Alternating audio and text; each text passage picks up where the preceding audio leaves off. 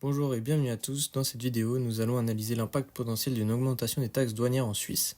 Nous examinerons les raisons de ces taxes, leurs conséquences sur les consommateurs et les entreprises, ainsi que les mesures envisagées par le gouvernement suisse.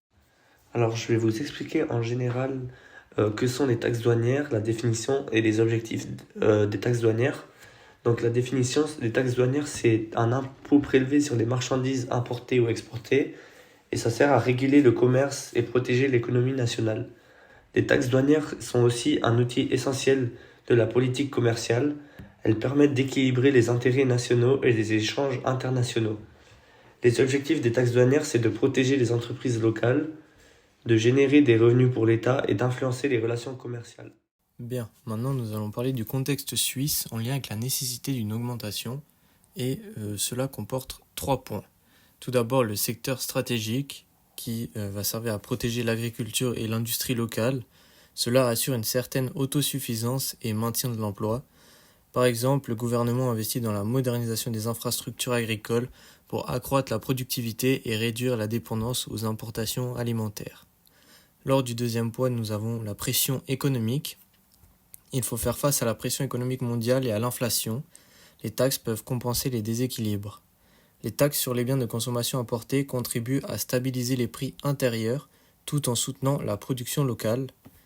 Et pour le troisième point, nous avons les normes internationales. S'adapter aux normes et régulations internationales, les taxes peuvent être nécessaires pour respecter les accords. Par exemple, des écotaxes ou des taxes carbone peuvent être appliquées à l'importation pour encourager une consommation plus durable. Alors maintenant, je vais parler de l'impact de l'augmentation des taxes douanières pour les consommateurs. Donc, déjà, ça crée une hausse des prix. Donc, les produits qui sont importés d'ailleurs, ça devient plus cher et ça réduit le pouvoir d'achat des consommateurs. Et en vue de la réduction de pouvoir d'achat, les ménages, ils doivent dépenser plus d'argent pour faire leurs achats. Donc, ça impacte leur qualité de vie. Ils peuvent moins se faire plaisir. Et donc, ça a un impact direct sur leur pouvoir d'achat, quoi. Ils peuvent moins dépenser, moins se... Ils doivent consacrer plus d'argent, quoi, pour les achats. Donc, par exemple, depuis la hausse des taxes douanières sur les produits importés de l'étranger, les prix dans les supermarchés, ils ont augmenté. Donc, une famille de 4 personnes qui dépensait 150 francs par semaine pour nourrir sa famille, etc., doivent dépenser maintenant 180 francs pour acheter les mêmes produits. Donc, ils doivent diminuer d'autres dépenses pour compenser le fait qu'ils dépensent maintenant plus cher pour faire leurs courses. Nous allons maintenant parler de l'impact des augmentations avec le point de vue des entreprises. Il y a tout d'abord les coûts accrus, une augmentation de coûts des matières premières importées, et cela va affecter la rentabilité des entreprises. Prenons l'exemple des industries pharmaceutiques.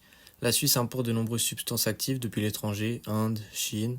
Si les taxes douanières augmentent ou si les prix explosent à cause des tensions internationales, les coûts de production augmentent. Résultat, les médicaments suisses deviennent plus chers à produire, donc moins rentables pour les laboratoires. Et le deuxième point est la perte de compétitivité.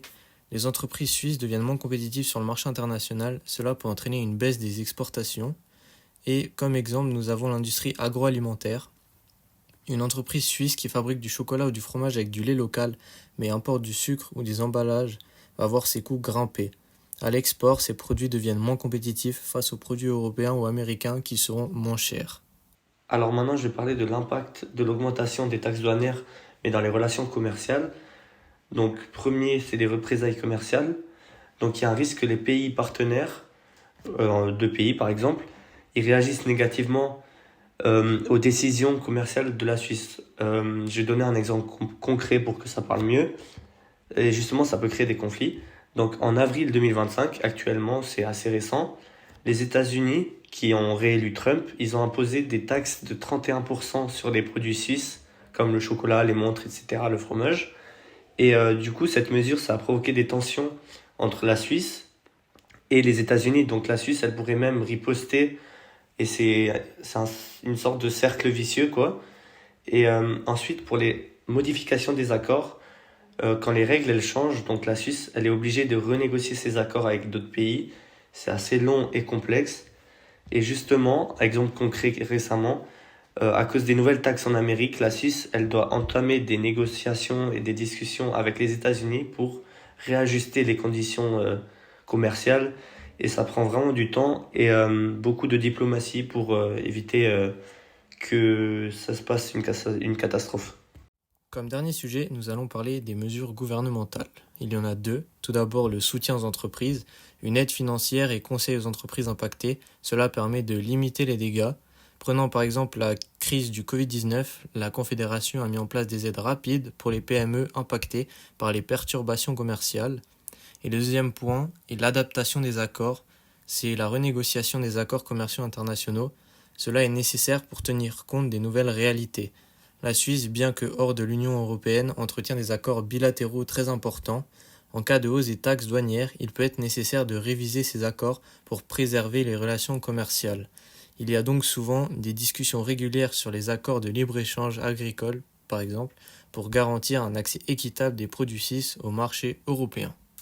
Et pour finir, je vais faire la conclusion en parlant de l'équilibre et de l'adaptabilité. Donc, le but pour justement, par exemple, la Suisse, c'est de trouver le bon équilibre. Donc, c'est assez compliqué. Quand on augmente les taxes, ça touche beaucoup de monde. Donc, les entreprises, les consommateurs, les pays partenaires. Donc, c'est assez complexe. On voit l'exemple avec Trump où il a augmenté les taxes de 31% sur les produits suisses. Et du coup, les entreprises suisses, elles doivent prendre le risque de vendre moins aux États-Unis et ça peut leur faire justement perdre de l'argent. Donc, protéger ou rester ouvert, la Suisse, elle doit choisir entre protéger ses entreprises ou bien garder des bonnes relations avec les autres pays, et ici par exemple les États-Unis. Donc concrètement, si la Suisse, elle met aussi des taxes pour répondre, ça peut aggraver les tensions, mais si elle ne fait rien, du coup les entreprises, elles sont désavantagées, les entreprises en Suisse, et il faut trouver vraiment le juste milieu pour pas nuire à l'économie du pays et garder un bon pouvoir d'achat. Et ça, c'est assez dur. Et c'est ce que fait la Suisse actuellement et continue de faire. Merci de nous avoir écoutés.